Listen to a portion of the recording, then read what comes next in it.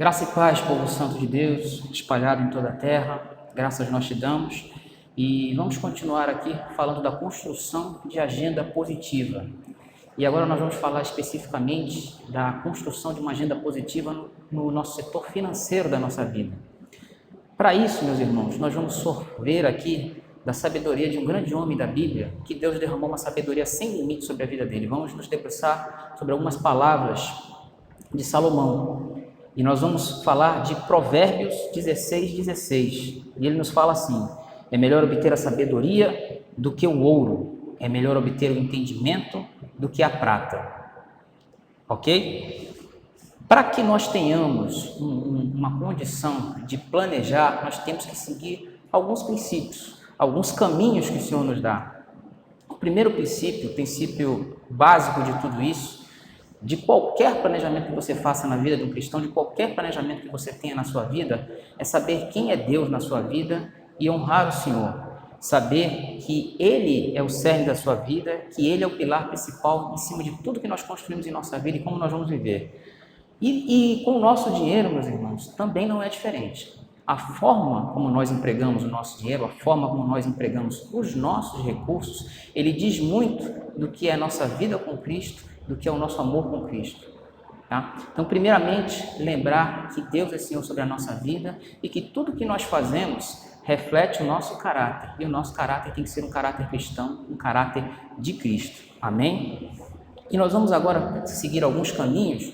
O que eu vou falar aqui é algo bem simples, bem aplicável e bem tranquilo, mas todos eles com respaldo bíblico, todos eles dentro muito da sabedoria de Salomão, ok? Primeira coisa que se tem que fazer para ter um planejamento, para que você consiga alcançar um planejamento financeiro e conseguir uma tranquilidade financeira na sua vida. Antes de mais nada, planejamento. Você precisa se planejar. Você precisa planejar as suas finanças, você precisa planejar a sua vida como um todo.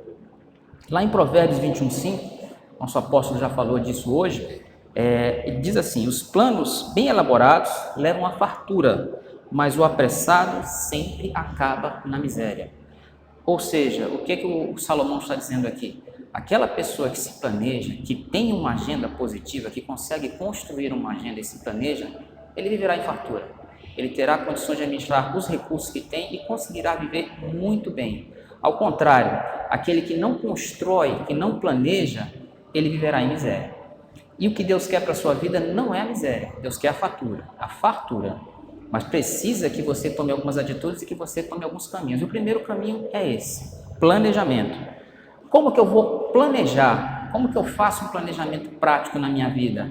Primeiro, você precisa compartilhar da sua posição financeira, da sua situação, de tudo que envolve as suas finanças com o seu cônjuge. Se você é casado, compartilhe isso com o seu cônjuge. Você precisa ter esse compartilhamento para que o seu cônjuge saiba qual é a sua posição financeira, quantos são os recursos que vocês têm, que tipo de recursos vocês têm, se vocês têm dívidas, e a gente vai já falar disso aqui mais lá na frente, ou não, se vocês têm projetos ou não, se vocês têm objetivos ou não. Todo projeto, todo planejamento precisa ser disso. Lembrando do cordão de 3 dobras, é melhor serem 2 do que serem 1. Então, compartilhe isso com o seu cônjuge para que você obtenha sucesso. E aí você precisa, antes de mais nada, levantar as suas despesas. Você precisa saber quanto você gasta. Você tem necessidades básicas que precisam ser supridas e essas são as chamadas despesas fixas. Você precisa comer, você precisa vestir, você precisa de água, você precisa de energia elétrica. Então essas despesas são algumas despesas que a gente chama de despesas fixas e básicas, necessárias para a sobrevivência. Você precisa saber quais são o volume dessas despesas mensalmente para que você consiga fazer um planejamento. Essas despesas, elas são necessárias e não podem ser postergadas. Coloque isso na sua mente. Levante as suas dívidas, caso você as tenha. Se você não tiver, glória a Deus, parabéns, meu irmão, é isso mesmo, é o ideal, é o que Deus tem planejado para você. Se você tiver, não se desespere, isso tem solução também e isso tem um caminho para a gente sair e fazer o planejamento dessas dívidas, mas você precisa ter um posicionamento e saber quais são as suas dívidas, tá? Levante os seus recursos, e quando a gente fala de recursos, não é só o monetário, tá? A gente está falando de planejamento financeiro, e financeiro geralmente você linka com dinheiro, você linka com recursos de dinheiro, de aplicações, etc. Não, você tem outros recursos. Você tem, por exemplo, seu recurso físico. Um exemplo que eu vou replicar aqui que o apóstolo deu: eu preciso fazer a pintura da minha casa, eu vou pagar um pintor. Eu tenho recurso financeiro, eu posso fazer isso? Não, eu não posso, mas eu tenho saúde, eu tenho capacidade de comprar tinta e pintar a minha casa, então eu tenho recurso, eu tenho esse recurso, tá? Fazer uma avaliação, comparar os meus recursos com as minhas despesas fixas e as minhas dívidas. O que eu estou conseguindo angariar com os meus recursos, com os meus valores, é suficiente para honrar as minhas despesas fixas? É suficiente? Se é, ótimo, nós estamos no primeiro passo para evoluir um pouquinho mais e para conseguir ousar um pouco mais na frente. Não é? Nós precisamos fazer uma avaliação e fazer um outro planejamento dentro deste para sanar essas nossas dívidas e diminuir o nosso impacto com as despesas. Meus irmãos, só tem uma forma de você equilibrar o seu orçamento financeiro. É você tendo mais recursos do que mais gastos e despesas. Se o contrário está aparecendo, você tem que ajustar. E só tem dois ajustes. Ou você arranja uma outra fonte de renda, outras fontes de recursos, ou você diminui as suas despesas. E nessa redução de despesas tem algo que, mesmo que você seja superavitário hoje, você já pode fazer. Coisa simples: saiu de um ambiente, apague a luz. A porta da geladeira, pegou a garrafa d'água, fecha. O ar-condicionado não precisa ser o tempo todo na menor temperatura, dose ele para que ele não fique entrando o tempo todo. São pequenas atitudes que, somadas no final, você vai ver uma redução na sua conta de energia, por exemplo. Água. Não desperdice água. Tome um banho bom, gostoso, um banho abençoado, mas tome um banho com a água necessária, não deixe o chuveiro ligado. Vou lavar louça, não precisa louça, a torneira está ligada enquanto eu passo as coisas. São pequenas coisas, economias domésticas, que elas vão ter um impacto positivo e vão te ajudar a reduzir essas despesas. Se eu não tenho condições hoje de aumentar as minhas receitas, de aumentar os meus recursos, eu preciso reduzir as minhas despesas. E aí, meu irmão, fique tranquilo, que eu não quero que ninguém fique no calor, que abra mão do seu ar-condicionado, do seu conforto básico, mas eu quero que você viva com sabedoria de Salomão, como ele colocou aqui.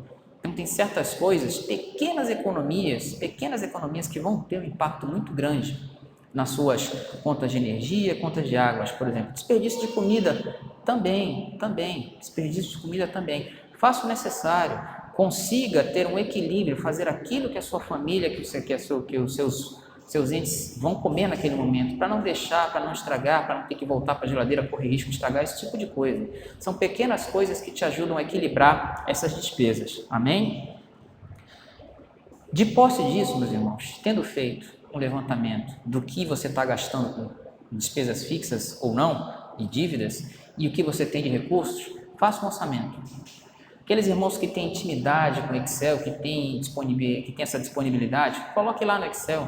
Um orçamento simples, não precisa ser nada muito elaborado. 2 colunas, o que eu gasto e o que eu tenho de recurso. E aí no final delas, faça um somatório e veja como é que está. Esse orçamento você vai ver, quando eu digo com o que você gasta, com o que você tem de recurso, você vai ver do que você realizou. Mas faça um orçamento fazendo uma previsão para frente, você consegue fazer isso. Se eu sei que a minha conta mensal de energia dá em média 200, 300, 400 reais, eu posso projetar esse valor mais lá para frente. Eu posso projetar para 1 mês, 2, 3, eu consigo fazer isso. Inclusive, eu consigo estabelecer, envolvendo o cônjuge e toda a família, fazendo essa conscientização junto aos filhos também, eu consigo estabelecer uma meta. E aí eu posso, inclusive, fazer com os filhos uma bonificação. Olha, meus filhos, se nós conseguirmos reduzir aqui o desperdício e diminuir a energia elétrica em 10%, nós vamos ter aqui um bônus para vocês. Eu vou dar um bônus na mesada, eu vou pagar no cinema, eu vou dar um sistema de premiação e fazer a participação. Primeiro, conscientizar toda a família. E segundo, fazer com que os filhos participem, colocando eles nesse processo também dessa forma. Mas faça um orçamento e faça uma previsão de gastos. Coloque lá quanto você pretende gastar com energia elétrica, pretende gastar com água, pretendo gastar com as compras do supermercado, com a feira, faça isso e tente equilibrar. E todo mês você verifica se você está conseguindo honrar aquela sua provisão. Se você está, ótimo. Se você bateu a meta, conseguiu reduzir ainda mais, melhor ainda. Se você não conduziu, avalie de novo. Veja onde está destoando daquilo que você planejou. Quando o apóstolo fala de agenda positiva, são essas pequenas coisas. Você precisa realmente ter uma agenda e abrir ela. Então, seu orçamento, abra ele mensalmente. Faça uma avaliação no meio do mês. Até quanto eu estou gastando até agora? Preciso fazer uma correção? Preciso dar um sentido? Faça isso. Dentro desse seu orçamento, algo muito importante que nós falamos lá, dívidas, empréstimos, falando especificamente disso. Fuja deles. Fuja deles. Meus irmãos, eu trabalho numa instituição financeira e falo para vocês algo que todos vocês já devem saber, mas eu vou falar mais uma vez. Quando você toma um empréstimo, se você tomar um empréstimo de 1.000, provavelmente pela taxa de juros média você vai pagar 1.700 a 1.900, dependendo da taxa média. Se você pegar uma taxa muito ruim, você paga até o dobro do que você tomou. Então, a grande sacada, a grande dica que a gente dá é fuja dos empréstimos. Para a minha instituição financeira é ótimo, eu vivo disso. As instituições financeiras, elas vivem de vender dinheiro. Elas captam quem tem dinheiro e vendem para quem não tem. É isso. Então, para os bancos, para as instituições financeiras é ótimo, para você é péssimo. Então, fuja deles. Lembrando para vocês aqui, a gente vai falar aqui de 2 Reis 4, 1:17. É a história daquela mulher que procura o profeta e diz: olha, eu não tenho nada, os credores estão vindo atrás de mim e vão levar meus filhos como escravos. Eles vão levar meus filhos como escravos. Olha aí o quanto custou contrair as dívidas. Os credores iam levar os filhos como escravos. Hoje, graças a Deus, ninguém é levado como escravo, mas você fica escravo de uma dívida. Porque podem sim levar o seu carro se você não pagar. Podem sim levar a sua casa se você não pagar. Isso pode ser feito. Isso, além de ser um mal terrível para você e para sua família, é altamente constrangedor e vai de encontro àquilo que nós falamos do caráter do cristão. Por isso que a gente falou lá no início, que até a forma como você lida com o seu dinheiro, ela revela um pouco do seu caráter e revela um pouco da sua relação com Cristo também. Amém? Muito importante que o apóstolo falou na pregação, conexão. O que a gente faz hoje vai ecoar lá na frente. O que eu estou semeando hoje é a minha colheita lá na frente. Se eu estou semeando dívidas, eu vou colher pagamento de juros. Eu vou pagar por 2 vezes aquilo que valia só uma. Na prática é isso, meus irmãos. Então, fuja disso. Lembre-se daquela mulher. Falando de recurso também, retornando para recurso, aquilo que nós falamos, o recurso não é só o recurso financeiro. Aquela mulher, pegando esse gancho, aquela mulher ela não tinha nada, ela chega para o profeta e diz: olha, eu não tenho nada. E o profeta pergunta: o que você tem? Ele diz: eu tenho 2 vasilhas ali, então pega essas vasilhas, pede emprestado e traz aqui. E começou a encher de azeite. E essa história a gente conhece, que ela vendeu o azeite, pagou todas as suas dívidas e teve recurso para viver o resto da vida. Então, o recurso está aí, a gente só precisa identificar ele e usar ele com sabedoria. Nós falamos de dívidas e falamos de recurso. Para fugir das dívidas, a gente precisa ter um nível de sabedoria, um nível de entendimento e um nível de disciplina muito grande. E precisa saber uma coisa básica. Se a gente conseguir dominar esse conceito que a gente vai falar agora, vai ficar tudo bem. Precisamos identificar as nossas necessidades dos nossos desejos, diferenciar isso. Necessidade é aquilo que eu preciso, que é necessário. Comer é necessário. Eu não posso viver sem comer, eu vou morrer. Eu preciso de uma geladeira, é necessário. Uma geladeira é necessário. Eu preciso de água na minha casa para tomar banho, preparar o alimento, fazer o asseio, ter a higiene, é necessário. Agora, eu estou andando e de repente tem uma roupa de marca de grife, ela é necessária? Não, ela é um desejo. O vestir é necessário, mas de repente aquela marca de grife, aquela coisa, ela é um desejo, ela não é necessária, ela é algo que eu desejo. E aí, meus irmãos, nós não queremos que você se prive dos seus desejos 100%. Não, a ideia não é essa. A ideia não é essa. Mas a ideia é que você saiba diferenciar isso e saiba o momento de buscar o desejo e o momento de concretizar a sua necessidade. A necessidade, muitas vezes, ela é até inegociável. Você não pode ficar sem comer. Você precisa ter o dinheiro para pagar o supermercado todo mês. Não dá. Por isso que a gente colocou lá atrás que ela é uma despesa fixa que não pode ser postergada. Mas o desejo pode. Eu tenho um desejo. Eu gosto de carros antigos, carros velhos. Eu tenho um desejo de comprar um carro velho. Mas eu não posso comprar ele agora, porque agora eu estou num outro objetivo. Eu acabei de comprar o meu apartamento, eu estou aparelhando ele, estou reformando ele. Então, os meus recursos nesse momento, financeiros e físicos, eu que vou pintar, eu que vou amassar a parede, estão voltados para o meu apartamento, que é uma necessidade. O morar é uma necessidade. Então, a necessidade ela precisa estar à frente dos desejos. Não quer dizer que nós não vamos concretizar alguns dos nossos desejos. Vamos. E aí eu quero que vocês vejam o texto de Isaías 55:2, onde ele fala de dívida e ele elenca bem necessidade e desejo. E o profeta fala assim: por que investir dinheiro naquilo que não é alimento? E o seu trabalho árduo naquilo que não consegue produzir satisfação? Ouve-me com toda atenção e comei o que é bom, a vez de deleitar-se com manjares revigorantes. Ou seja, para que investir dinheiro naquilo que não é alimento? Para que investir dinheiro naquele momento naquilo que não é necessário? E essa armadilha aqui, quando a gente trabalha com necessidade e desejo, é uma armadilha para a gente cair nas dívidas e nos empréstimos. Porque o mundo hoje, a propaganda, o marketing, ele é muito sedutor nesse aspecto. Vá na loja, compre em 12 vezes sem juros no seu cartão. Bacana, vai ser em 12 vezes sem juros no cartão, mas vai vir uma parcela mensal. Isso quando não tem juros. Agora, quando tem? Eu tenho um carro, meu carro está bom, está andando, bacana, mas eu preciso de um outro carro. Não sei, mas eu passei em frente a uma concessionária e estava lá, juros de 0,9%. Poxa, o juros está abaixo de 1%, está ótimo. Você vai lá e você entra nessa dívida por um desejo. Meus irmãos, vou dar uma grande sugestão e uma bênção para vocês. O desejo, ele não pode ser alcançado, ele não deve ser alcançado com a contração de dívidas. Não deve. Eu posso até, dependendo da minha situação, ter que sanar uma necessidade emergencial com a contração de alguma dívida, mas não é o ideal.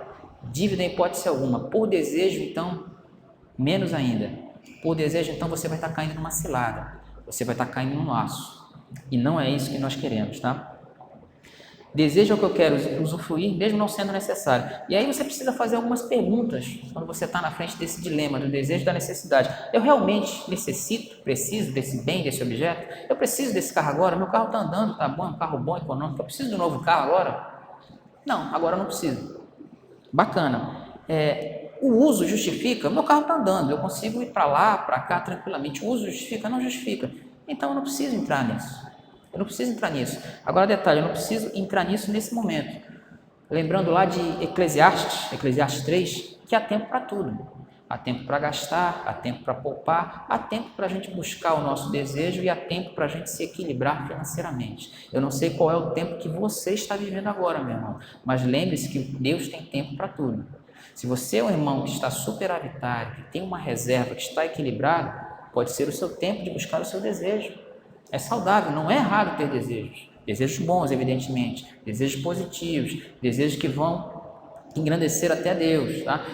Você é um pastor, você está na pregação, você está em missão, você anda muito de um lado para o outro, você tem um carro bom, você é um missionário, você tem um carro bom. Mas de repente, sem um carro melhor, você vai ter mais conforto quando você se deslocar de uma comunidade para outra, quando você se deslocar da sua casa para cá. Não é pecado ter um carro bom. Se eu tenho condições, tenho reservas, não vou entrar em dívida, realize o seu desejo. Mas você precisa primeiro estar equilibrado financeiramente e ter um planejamento, inclusive dos seus desejos, elencar eles. Quais são os meus desejos principais e quais são os secundários. Faça isso. Muito importante também para um equilíbrio financeiro e um planejamento. Poupe. Poupe, faça reservas. Faça reservas. O caminho para você alcançar as suas necessidades e alcançar os seus desejos é com a poupança. Tá? É com a poupança. Se você tiver reservas, no dia mal você não vai sofrer, porque o dia mal vem, o dia mal muitas vezes vem. E aí eu quero compartilhar com vocês Provérbios 20 e 25. Para que poupar, né? Provérbios 20 e 25 diz, primeiro, para os tempos difíceis, como eu falei. As formigas, criaturas de pouca força, entretanto, conseguem armazenar todo o alimento de que necessitam no verão. Provérbios 20, 25. A formiga ela se prepara para o verão, onde ela não vai conseguir sair por conta da neve, em alguns locais, evidentemente aqui não, onde ela não vai conseguir sair, para fazer a provisão dela da próxima estação, que vai ser complicada. Hoje, meus irmãos, as circunstâncias colocam algumas dificuldades para a gente. A circunstância dessa situação que nós vivemos ontem diminuiu o mercado de trabalho? Diminuiu um pouco.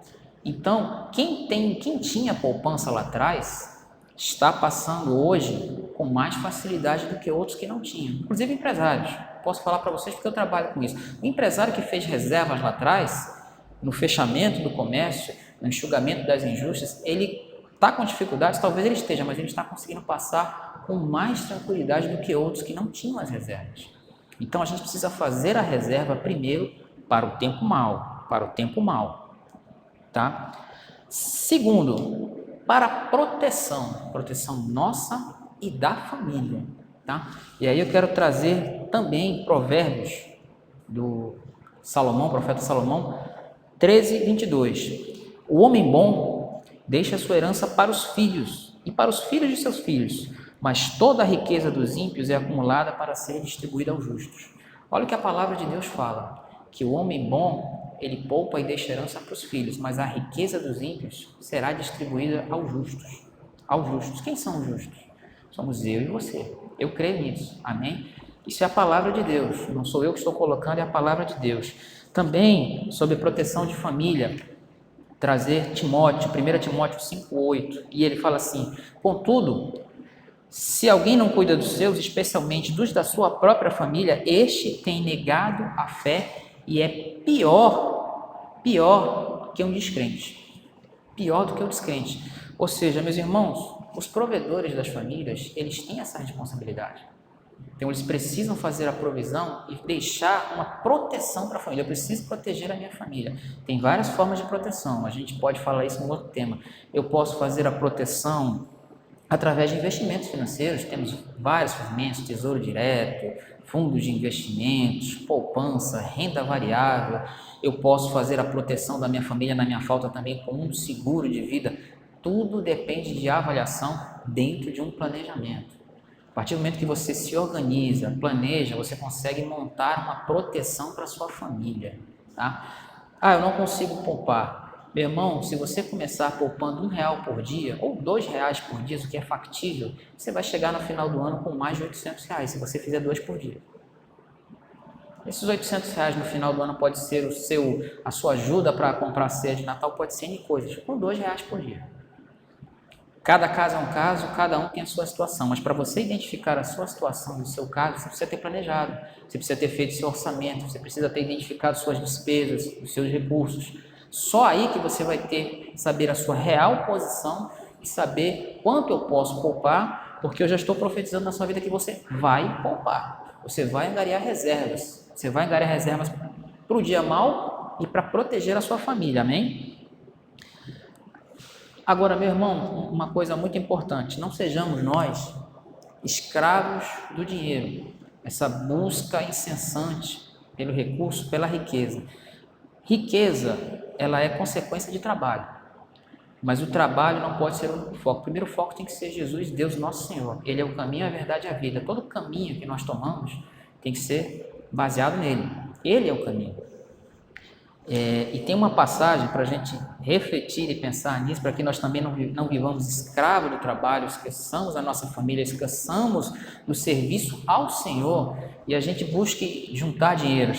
E lá em Lucas 12, 19 e 20, tem a história do homem que queria, a metáfora que Jesus falando com os seus apóstolos, ele falou: o homem queria construir grandes celeiros, ampliar, porque ele estava tendo uma colheita cada vez maior, e a preocupação dele era isso, essa era a preocupação dele. E o que Deus fala para ele? E direi à minha alma: alma, tens um depósito de muitos bens para muitos anos, descansa, come, bebe e folga. Mas Deus lhe disse: louco, para essa noite te pedirão a tua alma. E o que tens preparado para quem? Para quem será? Assim é aquele que para si ajunta tesouros e não é rico para com Deus. De nada me vale a riqueza, a fartura aqui, se eu não sou rico perante meu Senhor, se eu não sou um canal de bênçãos perante meu Senhor, se eu não estou demonstrando meu caráter cristão, se eu não estou direcionando inclusive os meus recursos para dentro da obra do Senhor. Tá? Timóteo também, 1 Timóteo 6,10, ele faz uma menção sobre isso. Porquanto o amor ao dinheiro é a raiz de todos os males, e por causa dessa cobiça alguns se desviaram da fé e se atormentaram em meio a muitos sofrimentos. Exortações aos homens de Deus. Meus irmãos, o que nós estamos querendo falar para você aqui, dar um alerta, é que você não deve ser escravo do dinheiro. Meu finado pai dizia que o dinheiro é uma ferramenta. Uma ferramenta, via de regra, ela serve para construir algo ou para consertar algo. O dinheiro é uma ferramenta. O dinheiro é uma ferramenta para que nós vivamos bem, vivamos com felicidade, vivamos com abundância. Mas a ferramenta, quando ela é mal utilizada, ela pode fazer um produto torto, ela pode não efetuar o conserto a que ela se propôs e ela pode até nos ferir e nos matar. O dinheiro também. Então a gente precisa ter zelo, saber que o dinheiro é uma ferramenta, ele não é o nosso Senhor é Deus, e que a gente precisa lidar com esse recurso de forma sábia. Como Salomão tem nos ensinado até aqui, de forma sábia. Eu vou buscar a minha fartura, eu quero a minha fartura, eu quero a tranquilidade da minha família, eu quero viver bem, eu quero morar bem, eu quero ter um carro bom. Isso não é pecado, são desejos e necessidades que eu preciso suprir para a minha família, mas dentro de um entendimento cristão, dentro do entendimento sabendo que Deus está acima de tudo isso. Amém? E aí, meus irmãos, a gente precisa ter ação. Quando eu digo ação, eu falo de disciplina, o apóstolo já falou disso aqui também, de disciplina. Provérbios 19,15 fala assim: a indolência conduz ao sono profundo e o preguiçoso passa fome. O preguiçoso passa fome, nós não. Conosco não será assim. Tá? Conosco não será assim. Lembrando disso, se o preguiçoso passa fome, o que eu não quero é ter preguiça. Meus irmãos, de nada vai me adiantar de eu fazer um excelente planejamento, de eu conseguir levantar todas as minhas recursos, despesas, fazer um equilíbrio, se eu não tiver ação. Se eu não tiver vontade de buscar os recursos. Pode ser o recurso físico, como eu falei para você. Eu quero pintar na minha casa, mas eu não tenho dinheiro. Meu irmão, pinte você mesmo. Mas eu estou com preguiça, eu quero ver o jogo da televisão, eu quero ver a novela, eu quero ver sei lá o quê. Meu irmão, tire isso da sua vida. Vai ter com a formiga o preguiçoso. Lembrando que o preguiçoso passa fome. Tem um empresário, quem tem TV fechada que pode ver, tem um programa chamado Shark Tank. O nome dele é José Carlos Semenzato. Ele é um empresário que hoje ele é dono de várias franquias, ele é chamado do rei das franquias. E eu trouxe o nome dele porque eu gosto desse programa, eu vejo sempre. Ele fala de pessoas que começaram de baixo e são empreendedoras. Esse homem começou vendendo coxinha. Por que ele começou vendendo coxinha? Porque o pai dele faleceu, era o provedor, não tinha um provedor, e a mãe dele teve a ideia de começar a fazer coxinha. Ele disse: não, vou vender essa coxinha. Ele pegou a coxinha e foi vender coxinha na rua aos 13 anos de idade, por necessidade. Tá? Por necessidade.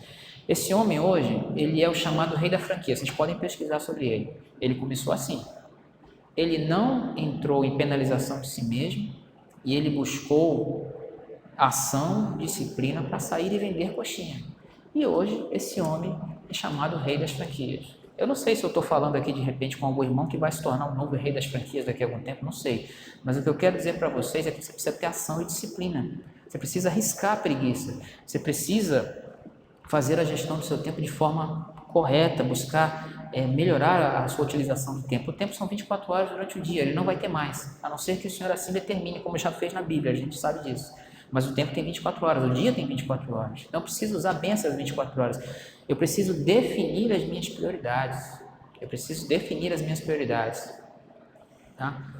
Provérbios 6, de 9 a 11 também fala: ó preguiçoso, até quando ficarás deitado? Quando te levantarás da tua sonolência? Olha o alerta que o profeta diz: tirando uma pestana, cochilando um pouco, cruzando os braços para descansar, tua eminente pobreza te aterrorizará e tua necessidade te assaltará como um ladrão armado. Ou seja, a colheita da preguiça é realmente a penúria, é realmente a miséria. É um pouquinho forte que eu estou falando, mas não tem jeito. Os que trabalham têm 99,99999 mais probabilidade de serem bem-sucedidos do que quem não trabalha, de quem não busca. E quando eu digo trabalho, eu não digo só assalariado, não, eu digo de todas as formas, utilizando bem os seus recursos. Adaptação é mais uma coisa importante no nosso planejamento, no nosso planejamento financeiro. Você precisa se adaptar às situações. Aquilo que eu falei do empresário que eu falei, do José Carlos Semenzato, ele se adaptou. Nós vivemos hoje uma situação de pandemia em que muitos provedores das suas famílias nos deixaram, foram promovidos. Algumas famílias até os dois provedores. E aí a gente precisa se adaptar.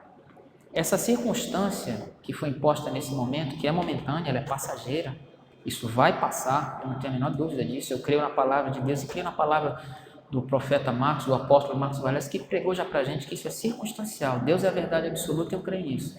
Mas nesse tempo, nós precisamos nos adaptar.